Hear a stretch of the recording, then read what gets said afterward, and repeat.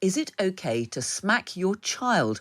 New research shows it's likely to make your child's behaviour worse. Parents in England are legally allowed to smack their offspring if it's reasonable punishment and does not leave a mark. But a review of evidence by researchers at University College London, published in The Lancet, found that physical punishment is ineffective and harmful. Earlier, I spoke to Simon Calvert, spokesperson for the Be Reasonable campaign, which supports the existing law, and Liat Hughes Joshi, author of 5-Minute Parenting Fixes and ambassador for Kidscape. And I began by asking Liat for her reaction to the findings. It doesn't surprise me at all, because you don't need to be an academic, a psychologist, a top researcher to know that children learn from the adults and others around them. So if you smack your child, they are picking up that if you're annoyed or you want to change someone's behaviour, you use physical force. And so this research has shown that levels of physical aggression are higher in children who are smacked. It doesn't surprise me at all. And I think it's really interesting to have this resounding evidence now that smacking does do more harm than good. It really is time that we follow the lead of many other countries in England, because obviously in Scotland and Wales it is already now illegal to smack your children. It's time that we follow the lead of others and ban smacking. Simon, if I can come to you, and I'll come to that point that Liat made there about the legal position. But just tell me, first of all, what do you make of the findings of this research, which do suggest that it's counterproductive to smack your child? I don't want to sound excessively cynical, but if you look at the names on the top of this research, Anya Heilman, Joan Durant, Elizabeth Gershoff, they produce research like this with the same conclusions about once every 6 months. And that's because they are anti-smacking activists. Now, they're absolutely entitled to that position, but we're entitled to know that in order to help us to assess whether the research does in fact show, what it claims to show. And I think, let's make the obvious point, there are, of course, other academics who take the opposite point of view. And it's interesting, the selection of articles for inclusion in this research, the authors note that almost 1,600 articles were excluded, only 79 of them for relevance. That suggests that over 1,500 relevant articles were not included, as against the 68 articles that were. That's just kind of one of the points that you can pick up on in terms of criticising the research itself. The second thing I want to say is, I think it's quite right for Liat to emphasise the importance of people's own experience. And what I would say is that one of the reasons why opinion polls show year after year after year that something like 3/4 of the population do not think you should criminalise smacking is because of their own experience. Because many of those people, thankfully, were brought up in warm, loving homes where they knew that their parents loved them and cared for them, and where those parents occasionally made the judgment, perhaps when they were toddlers, when they crossed a certain line, that they would tap them on the back of the hand, tap them on the back of the legs. They know that their parents are not abusers, and in particular, they know that their lives would not have been richer if their parents had been prosecuted for that and convicted as child abusers. And we can't get away from that reality that whatever you think of smacking, and it should be a choice for parents, some will be for it, some will be against it, but whatever you think of smacking, should you really make it a matter for the police and prosecutors and the courts? Because I think most people think that's completely over the top. Liat, let me ask you, first of all, about the point that Simon made there about the fact that this research was somewhat selective in which studies it included. Well, I haven't looked through the hundreds of research studies that are out there and checked this myself, but I do find it quite hard to believe that such a respected institution would select only the research reports that supported a particular view that they wanted to take. I just don't think that would happen. And do you think that this report should be a spur for tougher penalties for making it actually illegal for children to be smacked? Because at the moment, parents are allowed to smack their children so long as it is a reasonable punishment and it doesn't leave a mark such as a bruise or a graze?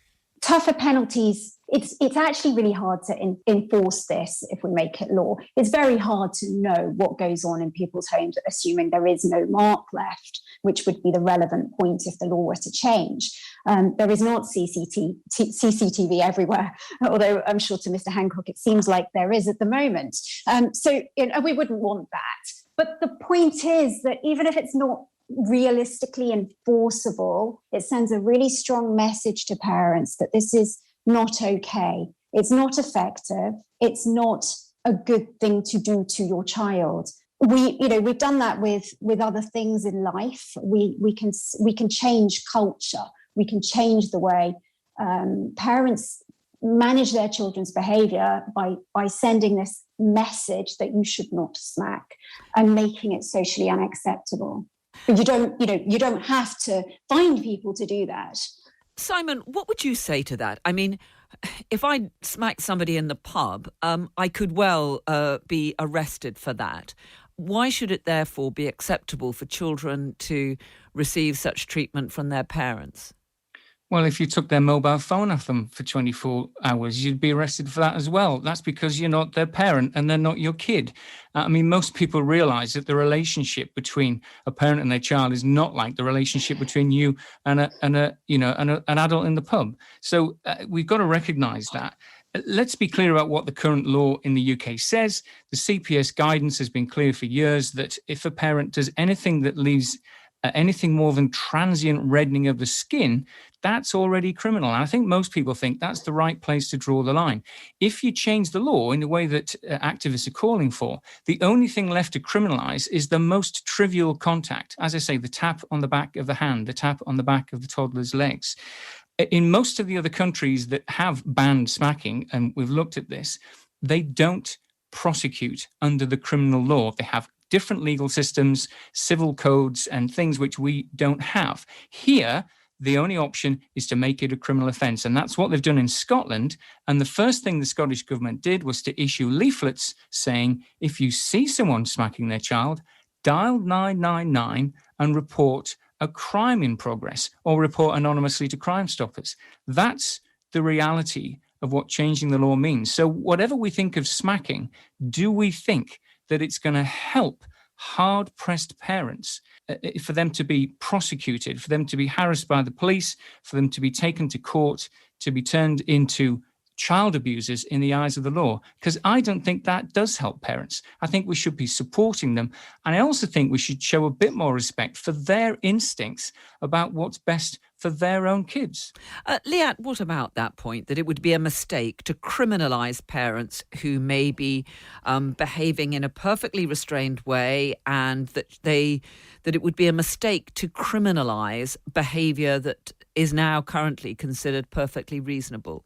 I think it's very difficult for a parent to judge what does and doesn't leave a mark anyway in advance. I mean, couldn't you think you were going to smack your child gently enough to not leave a mark, and that would be okay in the law at the moment, but actually hit them a little bit harder than you intended to and leave a mark? I mean, I don't think this does help parents at the moment, actually, because it's a bit of a grey area.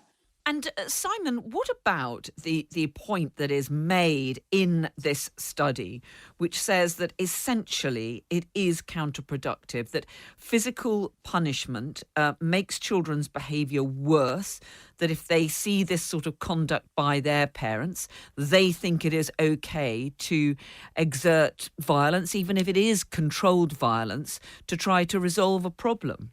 Well, number one, other academics looking at the same material come to a different conclusion. Number two, as I say, I think parents themselves can judge their own kids and their own situations better than we can from a distance.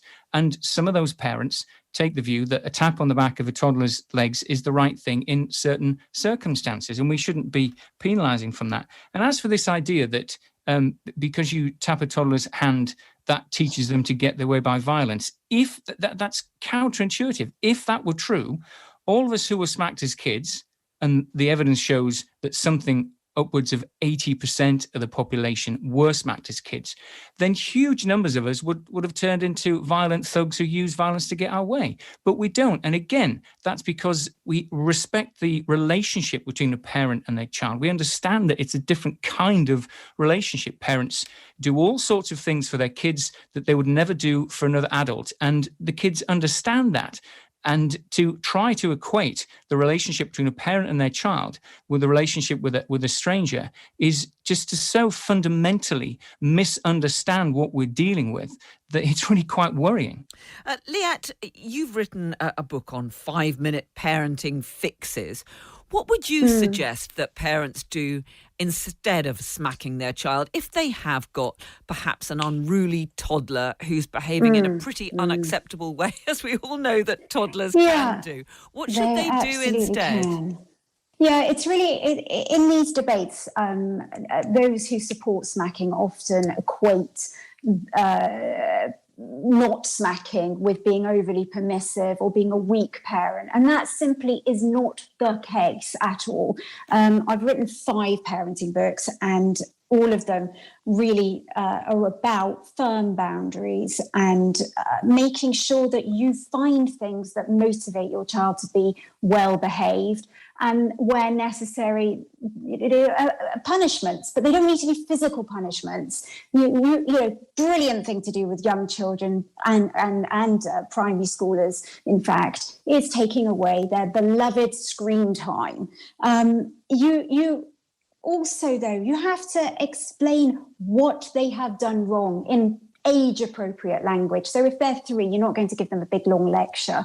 You're going to use simple language, as well as that, punishments. It really is very, very simplistic to say smacking means you're a strict parent, not smacking means you're overly liberal and your child's going to run wild. Absolutely not the case. I would go back to this distinction that Simon's drawing up between smacking an adult in the pub and smacking your child. I don't buy it. I think that if we were to talk about a husband and a wife, and the husband smacking the wife to try and change her behaviour, that would be completely unacceptable. And just because you're their parent does not give you the right to frighten them, to smack them, to hurt them. I was smacked as a child, and whilst there are lots and lots of people out there who say it didn't do them any harm, I actually believe it did do harm to me. Okay. I started hitting other kids, and I learned from my parents that if I was annoyed or I wanted to change someone's behaviour, the way to do that was to smack them one. Simon, just respond to that point from Liat. Yeah, well, I mean, I was smacked and I didn't learn that lesson. Yeah. And again, in terms of,